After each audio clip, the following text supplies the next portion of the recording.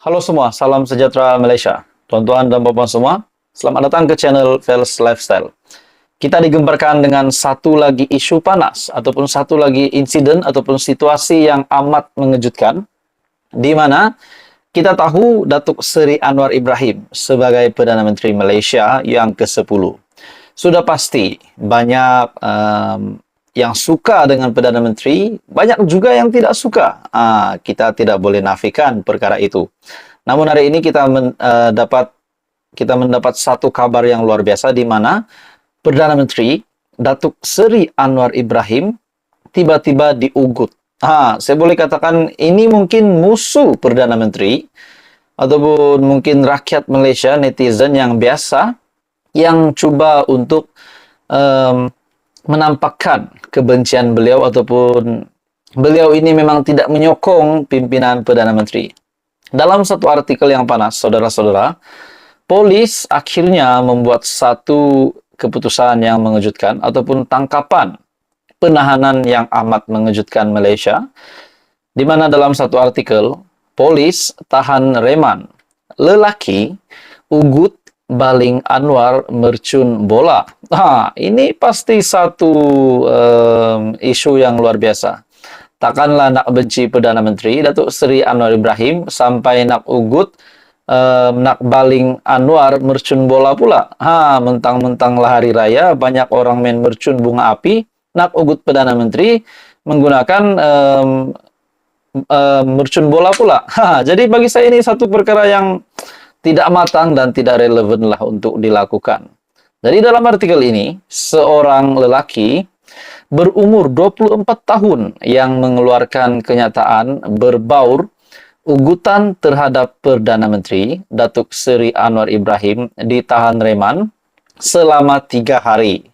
Ketua Polis Kelantan Datuk Muhammad Zaki Harun berkata, penahanan reman itu dilakukan susulan pihaknya telah mengesan satu ciapan yang dimuat naik oleh pemilik akaun Twitter Mat Sekilau ataupun Membalak alias apa nak dikato.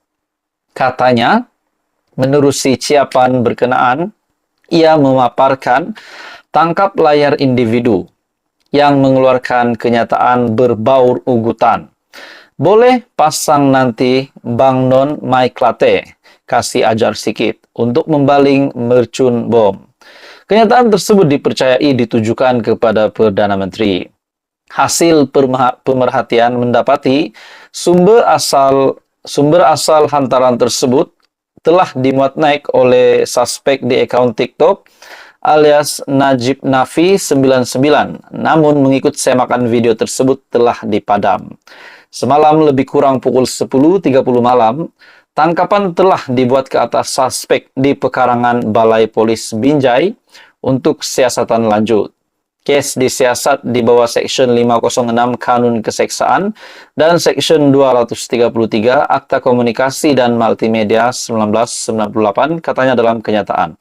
Bagi saya ini satu pengajaran lah kepada siapa sajalah yang cuba memburukkan nama Perdana Menteri, memburukkan kerajaan, yang cuba mengugut Perdana Menteri, cuba menjatuhkan kerajaan hari ini. Dan akhirnya, tuan-tuan dan puan-puan semua, dalam artikel ini, polis tahan reman lelaki ugut baling Anwar mercun bola. Jadi apa komen Anda, saudara-saudara, tuan-tuan dan puan-puan semua? Ini pasti menjadi satu kejutan lagi kepada Datuk Seri Anwar Ibrahim sebagai Perdana Menteri Malaysia dan juga seluruh menteri di dalam Kabinet Kerajaan Perpaduan. Teruskan bersama di dalam channel ini, info padu, info hangat disediakan di dalam channel ini. Halo semua, salam sejahtera Malaysia. Selamat datang ke channel Fels Lifestyle. Saudara-saudara, tuan-tuan dan puan-puan, baru-baru ini sangat panas isu berkenaan dengan satu plot ataupun gerakan ataupun dakwaan kerajaan pimpinan Perdana Menteri Datuk Seri Anwar Ibrahim akan tumbang. Sebelum ini juga ada beberapa pemimpin yang kata Anwar tidak akan dapat memimpin lama. Ada juga yang kata ada kabar angin desas-desus Anwar Ibrahim tidak akan sampai satu penggal pun. Dan yang mengejutkan yang baru-baru ini, di mana terdapat sebuah plot untuk menjatuhkan, menggulingkan Anwar Ibrahim. Dan yang mengejutkan juga tuan-tuan dan bapak semua, di dalam plot tersebut dikatakan kononnya Dr. Mahathir dan Daim Zainuddin akan membiayai plot tersebut. Dan 10 ahli parlimen BN meletakkan jawatan.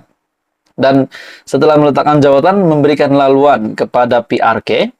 Dan selepas itu, kononnya akan terbentuklah kerajaan baru dan Muhyiddin Yassin sekali lagi akan naik jadi Perdana Menteri. Akhirnya, saudara-saudara, dalam satu artikel ataupun dalam satu video yang bertajuk Dakwaan Kerajaan Bakal Tumbang Bukan Ancaman, Kerajaan Perpaduan pimpinan Datuk Seri Anwar Ibrahim masih lagi berfungsi dan stabil selain fokusnya tertumpu kepada ekonomi dan kebajikan rakyat selepas pandemik. Saya amat setuju dengan kenyataan ini. Adakah menukar kerajaan itu semudah membeli air minuman ataupun makanan di bazar ataupun di tamu? Jadi bagi saya tidak relevan lah tuan-tuan dan bapak semua kalau tiba-tiba kerajaan Datuk Seri Anwar Ibrahim tiba-tiba akan tumbang. Jadi tuan-tuan dan bapak semua, apa yang bermain di pikiran saya, apa yang saya dapat lihat, saya merasakan ini perkara sebaliknya. Siapa yang kononnya terlibat dalam gerakan tersebut? Nah, sudah pasti pertama yang kita dengar, nama yang kita dengar, Muhyiddin Yassin, yang kononnya akan dinaikkan semula jadi Perdana Menteri dalam satu laporan yang juga ada dikongsi oleh Faisal Azumu. Dan dalam masa yang sama, yang membiayai gerakan tersebut adalah Dr. Mahathir dan Daim Zainuddin selaku bekas Menteri Keuangan. Nah, ketiga-tiga individu ini. Pertama, Daim Zainuddin. Beliau disiasat SPRM berkenaan dengan 12 aset pesisir pantai yang dinyatakan dalam kertas Pandora.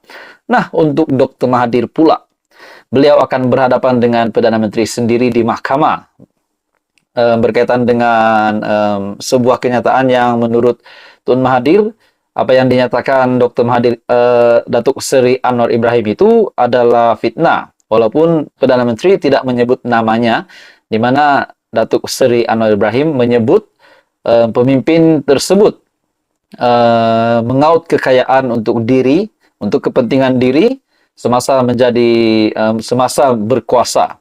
Dan untuk Muhyiddin Yassin pula yang sedang berhadapan dengan 7 pertuduhan di mahkamah. Saudara-saudara, apa yang bermain di pikiran saya? Tidakkah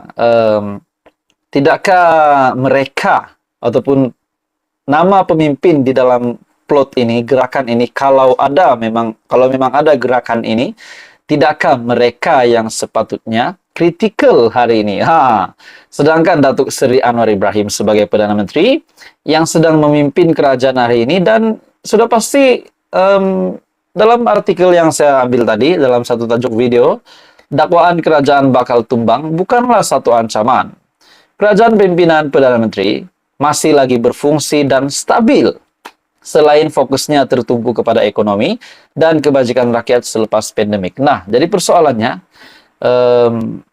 yang sedang berada di atas sekarang sudah membuktikan bahwa memang layak untuk di atas. Jadi yang sedang, kalau ada gerakan ini, pemimpin-pemimpin di dalam gerakan inilah yang kritikal bagi saya. Jadi itu hanya pendapat saya.